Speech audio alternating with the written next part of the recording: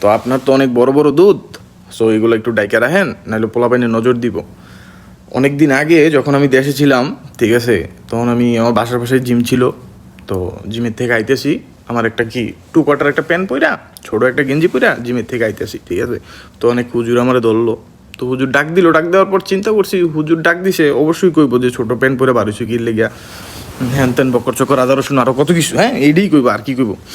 তো যাই হোক, তো হুজুর ডাক দিল, হুজুর ডাক দিয়ে আমার কইতেছে যে তোমার তো নুনু ছোড়ো, হ্যাঁ তোমার তো নুনু ছোড়ো, তুমি তো 2 মিনিটের মানে 2 মিনিটের উপরে পারবাই না, এই হে আরও কত কিছু কইতেছে, ঠিক আছে। কয় আমার থেকে একটা ওষুধ আছে, এটা খাও, এটা খাইলে কি তোমার টাইমিং বেড়ে দেবো।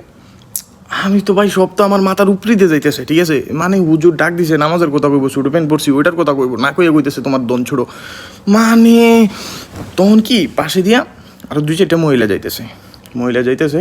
তো মহিলারে কি ওই হুজুর ডাক দিয়ে কইতেছে, আপু আপনার তো অনেক বড় বড় দুধ, সো এইগুলো একটু ডাইকা রাখেন, নাহলে পোলাপান নজর দিব। মানে ওই কি আমারে বুঝাইতে আইছে, ওই কি আমার কাছে মানে বিজনেসের অফার নিয়ে আইছে, না কইতেছে মানে ওই আপুর দুধের দিকে নজর দিতেছে।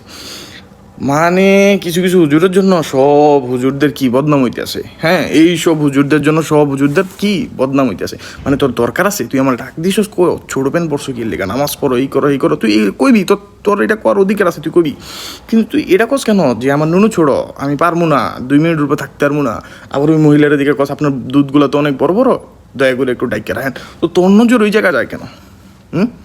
কেন যায়? মানে তুই কি ওই দুধগুলা দেখে কি তুই কোনো বিজনেসের অফার দিলি নাকি, যে তোর ব্রায়ের দোকান আছে, ঠিক আছে, ওই তো তুই কি দন বড় করার ওষুধ বেচতে আইসস, না ব্রায়ের বিজনেস করতে আইসস? মানে